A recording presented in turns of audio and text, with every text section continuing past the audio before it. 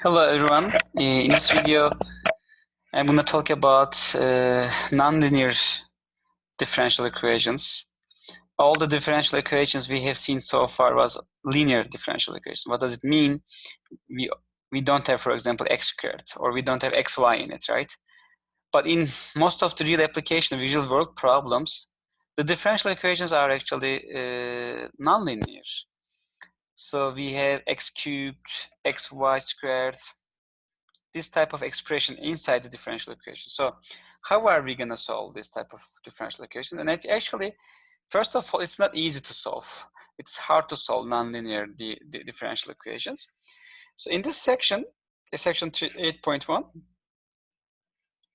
we are going to learn how to find a linear approximation, how to find a way to find a nice approximation to these nonlinear differential equation, especially to the close to the critical points and equilibrium solutions. So I'm going to define all these concepts today in this video. So, okay, let's get started.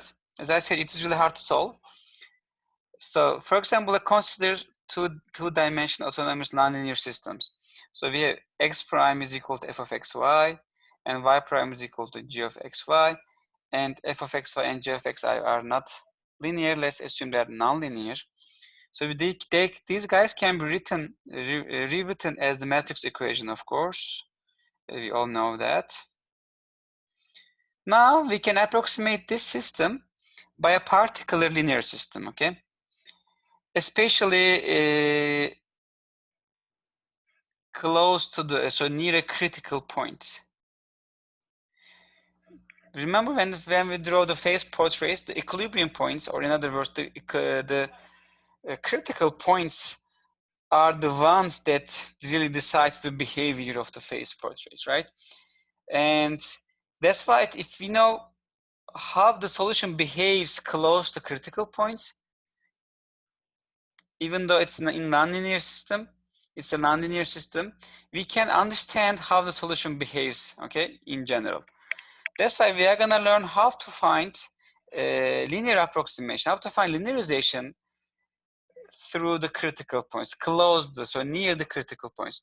But first of all, what are the critical points? Let me define what they are.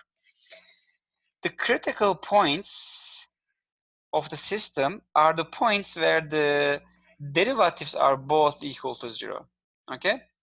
So in our system, x prime and y prime should be equal to 0, which implies f of xy and g of xy is equal to 0. So critical points occur where f of xy is equal to 0 and g of xy is equal to 0, okay? So both have to be equal to 0. All right, let's look at this example.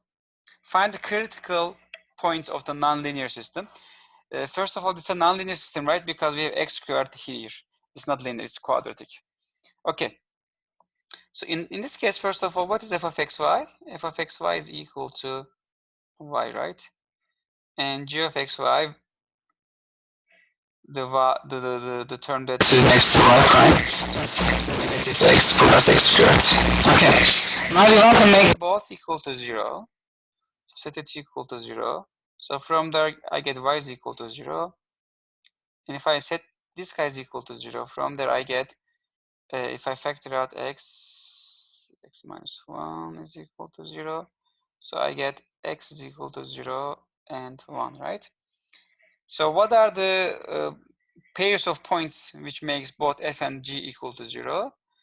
So they're actually, so the critical points, so critical points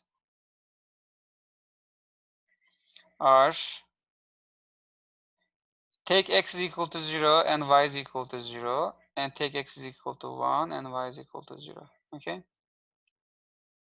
So this is a critical, these two are critical points. When you plug in these points in the equation, right, in the differential equation system, the right-hand side will be 0, both. Okay, so these are the critical points, and this is how we find it, okay? So how are we gonna use the critical points? So let's go to the next page. Remember, we would like to find a linearization near the critical points. That's important, first of all, near the critical points. So the linearization will be not the linearization for whole differential equation, nonlinear differential equation system. It will be just a very, very nice approximation for the one, for the solution near the critical points, okay? All right, assume that we have a nonlinear system, as it happens in the previous page, and suppose this is a critical point, x star, y star is a critical point. Now, how are we gonna find a linear approximation? First of all, we are gonna change the, we are gonna apply the change of variables. Let's define these variables, okay? U is equal to x minus x star, and v is equal to y minus y star. So now, u comma v is equal to 0, 0 corresponds to, right? X comma y is equal to x star y star. Now we change the variable in our differential equation system, and we are going to obtain this matrix here, okay? This matrix that has partial derivatives in it. And this approximation is actually coming from calculus 3, I guess, calculus 3. How, how can we approximate a system that has multivariable in it? This is how you do it, right? This matrix is a spatial matrix, by the way. This is called Jacobian matrix. Jacobian matrix, okay? So well, how do we find the Jacobian? Actually, when you apply the Jacobian matrix now, our linear system is written this way, okay? And if you look at the equation here, the system here, we have only u and v, right? And all these values are numbers actually, because you are just plugging this x star and y star in the partial derivatives. So these are numbers, so these are u and v. So we just obtain a linear system, okay? That's why this is called linearization. All right. And yes, this linearization will be again useful to find an approximation near the critical points given by x star y star, okay? And this matrix is called Jacobian matrix. It's a kind of famous matrix. There's an important fact here. The trajectories of linear systems are good approximation to those of nonlinear systems near critical points. And again, I'm just trying to stress that near the critical points. So, how can be useful then? We can understand the type and stability of the critical points of the nonlinear system. Okay, this is the powerful part of approximate linearization. We know, okay, we can find the critical points of a nonlinear system. It's easy. But how will know what is the type and stability of the point, of those critical points? Is it a sink? Is it a node? Or is it a saddle? Is it unstable or stable, right? The way we understand is we can just create the linearization, look at the eigenvalues of that linearization, and if it is both positive, it is a source. If it is one, all the stuff, right? There is a classification, okay? There are some exceptions.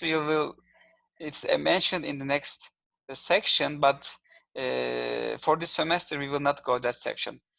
So this is our last section. That's why we will not see that.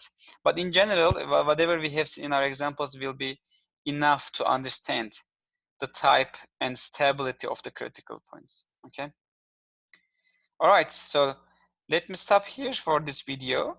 In the next video, I am gonna show how to find an approximate linearization actually for the nonlinear homogeneous system, nonlinear system. And we are gonna use that linearization to find the types and stability of the critical points, okay? So let me stop here for now. I will see you in the next video.